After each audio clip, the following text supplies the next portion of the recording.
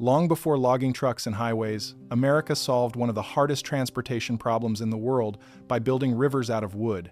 Not figurative rivers, real ones. Long, narrow, V-shaped troughs nailed and pitched together out of boards and timbers, pinned to mountainsides, carried across ravines on trestles, hugging cliffs, crossing canyons, and dropping thousands of feet from high timber country to mills, railheads, and mining towns below. Logs entered at the top. Water carried them down. Hours later, sometimes much less, the wood arrived at the bottom, moving faster than a horse could gallop.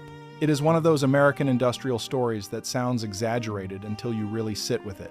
Men cut trees at 7,000 feet, built a wooden channel across country where a wagon road barely made sense, diverted creek water into it, and used gravity to turn a mountain into a conveyor belt. That is not folklore. That is engineering. And the thing that keeps coming back to me is how few people remember it now. Most Americans know what a sawmill is. Many know what a logging railroad is.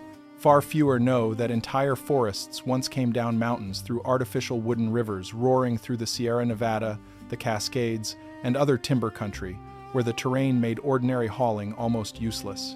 If you care about the forgotten work that built this country, subscribe to Global Old History right now. This channel is about labor hidden under ordinary progress. The forgotten machines. The forgotten systems. The men whose names did not make it into the textbooks even when their work changed whole regions. Stay with me, because the log flume is one of the wildest transportation systems America ever created. Here is the problem. A mountain forest is not useful to a growing city, a mine, or a railroad until the wood comes down. That sounds obvious, but in the late 19th century it was a brutal, practical problem. Timber stood on steep slopes with no decent roads, no trucks, often no rail access, sometimes no river going the right way, and grades so sharp that wagon hauling could become expensive to the point of absurdity. Ox teams were slow, horse teams tired, roads washed out, railroad construction cost money. Mines, railroads, and towns still needed timber anyway. The American West in particular was hungry for it. Mines needed shoring, railroads needed ties and bridge timbers. Cities and towns needed framing lumber, boards, beams, shingles, and fuel. The Comstock lode in Nevada devoured wood by the unbelievable quantity.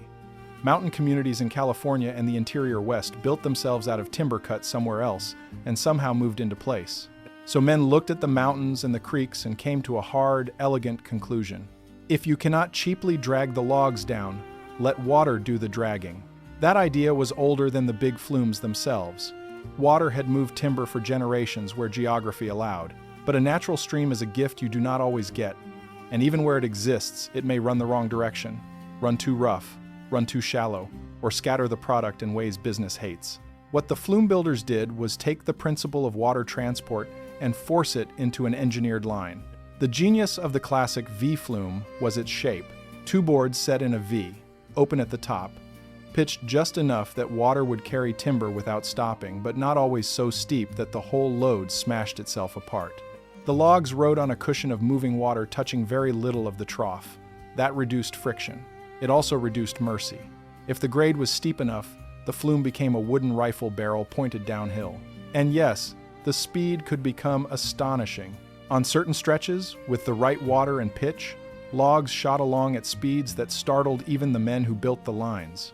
A log entering the upper flume might be in one county by noon and at the mill pond by afternoon. That compression of distance is what made the economics work. A mountain no longer represented weeks of hauling misery. It became a giant gravity-powered machine. But first, somebody had to build the thing. That is where the story turns from clever to insane. Because a flume line was not laid on gentle, open ground, it had to follow the land where the timber and water happened to be. That meant traversing steep canyons, granite shoulders, ravines, forests choked with slash, snow country, rock faces, and slopes where a man could not stand comfortably upright without feeling the mountain pull at him. Crews cut benches into hillsides. They drove supports into hard ground or whatever ground would hold. They raised trestles across open air. They fitted board to board and sealed seams with pitch so the water would stay where it belonged. Some sections ran low and simple. Others crossed space the way a bridge crosses fear. That is the part photographs never quite capture. When you read the dimensions on paper, 40 feet high, 80 feet, 100 feet across a side canyon, You can nod along too casually. But then you imagine men out there with axes, augers, hand tools, staging timbers, rope, sweat, and no modern safety system to speak of, and you realize what the line actually represented. A refusal to let Terran win. The Sierra Nevada became famous for this kind of work. So did the operations feeding the Comstock and other hungry industries. Names like J.W. Haynes and James Haynes show up in the records because they helped push flume building into bigger, more ambitious territory, lines not just a few practical miles long, but long enough to feel almost absurd. The kind of line that made people at lower elevations hear a constant rush in the canyon and know that a wooden river was at work above them. And it was not just the builders who lived dangerously. The finished flume had to be tended. This is where the flume walker comes in, one of the strangest jobs in American labor history. A flume tender or walker patrolled assigned sections of line with tools, pitch, spikes, and a practiced eye. His job was to keep the channel alive. A split seam, a broken support, a loosened brace, a lodged log, an accumulation of debris, any of it could stop production or tear a section apart. So he walked the catwalks or side planks, often miles at a time, alongside racing water and moving timber, checking joints and listening for changes in sound. That sound mattered. A healthy flume had a voice. Crews learned it. Water against clean boards, the slap and hiss of flow, the knock of timber moving properly through a curve. When something changed, a different rattle, a duller impact, a backing up tone where there should have been free motion, the line was talking to the men who knew how to hear it, and sometimes what it said was run. Because jams happened. A log turning wrong in a curve could wedge, the next hit it, then the next, pressure built in seconds. On a steep section, a jam was not just an inconvenience, it was stored violence. The tender had to clear it, often with a hook or pike pole, leaning over moving water and hard timber in a space where one mistake meant going into the trough himself or getting hit by the release when the blockage broke loose. People did fall in, some survived, some did not. There are accounts of men riding sections of flume in terrifying accidental journeys, thrown into the channel by broken catwalks, swinging logs or collapsing sections, then carried miles at speed until somebody at a lower yard or flattening grade could drag them out. When they lived, newspapers loved the story. When they drowned, the record often shrank to a line in a local book or a burial note, if that. And even staying out of the trough did not keep you safe. A flume line rotted. Timbers shifted. Mountain weather punished everything. Fire was always a threat. High water could overrun a section. Too little water could leave the logs hanging. A blowout on a trestle section could send boards, timber, and product down the canyon in a splintering avalanche. Still, the flumes spread because they worked. That is the sentence the whole story rests on. They worked well enough, cheaply enough, and at enough scale to beat the alternatives in the right terrain. If they had been romantic failures, nobody would have kept building them, but they were industrially useful. They moved huge volumes of timber at a cost that could make otherwise unreachable forest profitable. One quick ask from me: if this is the kind of history you came looking for, subscribe right now. Stories like this live or die on whether people tell the algorithm they still care about old labor, old machines, and the people under them. One click helps a lot. Then come back, because I want to show you what a working flume actually looked like day to day. Start at the top of the line. The timber crews had already felled and trimmed the logs. Depending on the operation, they might bring rough-cut lumber, shorter lengths, cordwood, mine timbers, or whole logs to the flume mouth. Water from a diverted creek, reservoir, or carefully managed supply was already feeding the channel.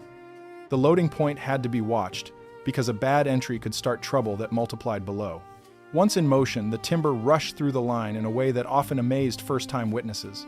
The flume was both primitive and precise. Primitive because it was made of boards, pitch, nails, and trestles. Precise because grade and water flow had to be judged correctly over long distances. Too slow and the wood stalled.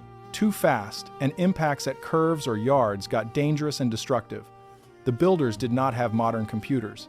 They had experience, rough calculation, testing, and that old industrial habit of adjusting by eye and consequence.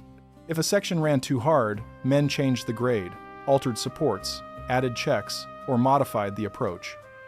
If it ran too sluggish, they changed it again. A mountain line was not just built once. It was tuned. At the lower end, yard crews received the load. Here, the furious movement of the upper line had to become controllable business. Logs or timbers came out into receiving ponds, sort yards, mills, or transfer points where other workers took over. Hooks, booms, pike poles, and practice timing mattered. A man at the receiving end had to know where to stand, when to grab, when to let a piece run, and when to get out of the way. And that is another thing the flumes did. They redistributed labor. They did not eliminate workers. They concentrated them differently. You needed cutters above, builders along the line, tenders on the catwalks, repair crews, pitchmen, bridge crews, water managers, and receiving crews below. A flume was not a device. It was a system with men in every part of it. Here is what the everyday life of those men looked like. Camp life along a flume line was rough, temporary, and deeply practical. Up before light. Coffee black enough to stand a spoon in. Beans, flapjacks, bread, salt meat. Then, onto the line, or into the cut. Bridge crews worked with axes and augers building or replacing supports. Pitch crews heated ceiling material and patched seams. Walkers started long patrols with hooks and repair tools. Yardmen kept the receiving end clear. Nobody mistook the work for safe, but in true old industry fashion, once the system was running, routine itself became its own kind of courage. The line had to keep moving, because idle flume meant idle timber, and idle timber meant lost money. So men worked in weather that should have sent sensible people home. Rain made the catwalks slick. Snow complicated water management. Mountain heat warped boards and dried pitch. Wind shook high trestles. Night changed everything. A line that looked merely difficult by day could feel evil after dark. A rushing black channel suspended somewhere between mountain and canyon, and yet there was pride in the work. You see this in old labor systems again and again. The outsiders look at the danger and think only of fear. The men inside the trade also think about skill. A good flume builder knew how to set a line so it held. A good walker knew how to hear trouble before it became catastrophe. A good yardman could receive fast-moving timber without wasting product or limbs. Men who did this work often understood themselves as specialists, even when the broader world barely knew the job existed, which makes the forgottenness sting a little more. Because what did all that labor build? What did those mountain lines actually give the country? They gave it access. Access to timber that otherwise might have remained economically stranded. That meant mine timbers for the Comstock and other operations. It meant construction lumber for towns and cities. It meant fuel. It meant railroad materials. It meant an acceleration of Western building that would have looked very different without cheap gravity-assisted transport from high forests. In plain terms, flumes helped convert mountain trees into Western growth. And like so many extractive systems of the era, they changed the land while doing it. Slopes were cut, water was diverted, forests were thinned or stripped. Canyons that had once carried only natural sound now carried the rush of industrial flow. The same ingenuity that solved transportation also helped speed the removal of old timber at a pace the mountain had never known before. That does not cancel the achievement, it just completes it. Old American industry was often like that. Admirable in the intelligence of the solution, unsettling in the appetite it served. Another quick ask, before I bring this down the hill. If this is the kind of story you want more of, subscribe. That is how these episodes survive. Now let me tell you how the age of the flume faded. Not all at once. Not dramatically. As with most old systems, it lasted where it made economic sense and disappeared where something else beat it. Logging railroads expanded. Roads improved. Later, trucks changed everything. In some places, mills shifted. In others, the best accessible timber was simply gone. Fire took lines, flood took lines, abandonment took the rest. A flume could be essential one decade and ghostly the next. Boards drying and splitting on a mountainside, supports sagging, sections collapsing into brush. The forest grew over the scars. Moss covered the old grades. A hiker crossed a suspicious flat bench or a line of rotten timbers and did not always know what he was looking at. The country moved on. That is what countries do. They forget the infrastructure that solved yesterday's impossible problem. But I do not think we should let this one go so easily, because it reveals something true about the kind of nation America was in that era. It was a country willing to answer ridiculous logistical problems with bold physical systems built quickly, cheaply, and dangerously by labor most people never saw. Not every answer was elegant. Not every answer was humane.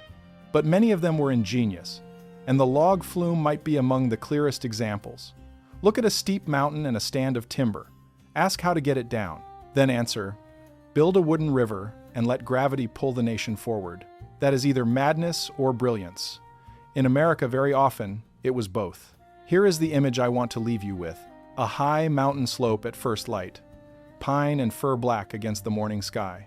Men at the head of the flume pushing the first timbers into the rushing V-shaped channel. Water catches them and they are gone, knocking and hissing down the line. Farther below, the flume runs on trestles across open ravines, hugging a granite shoulder, crossing a gap where sunlight falls clean through the structure to the rocks far below. A walker with a hook and a bucket of pitch moves carefully along the catwalk, listening to the sound of the flow. Miles down the mountain, in the receiving yard, men hear the rush before the timber arrives. Then the first pieces shoot out, wet, cold, and fast, delivered by nothing but boards, water, gravity, and the labor of men who built a river where no river existed.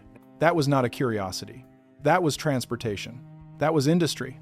And for a time, it helped turn western mountains into western towns, railroads, mines, and cities. If someone in your family worked timber, flumes, mountain camps, or old sawmills, tell me in the comments. I read every one. I'll see you in the next one.